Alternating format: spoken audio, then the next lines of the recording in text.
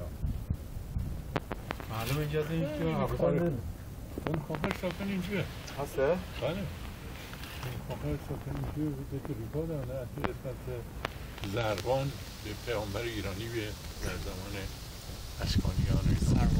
زربان حتی میگه به تنسر یک کتابی در معروف هست به نام کتاب تنسر به زمان ساسانیان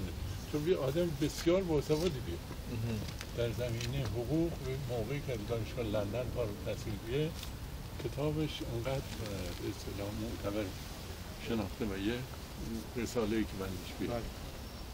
جز کتاب‌های درسی بیبندد مدتی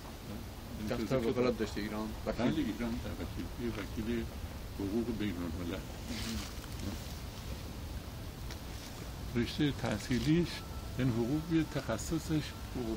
بله comparative law یعنی فارسی ترجمه کنه حقوق تطبیقی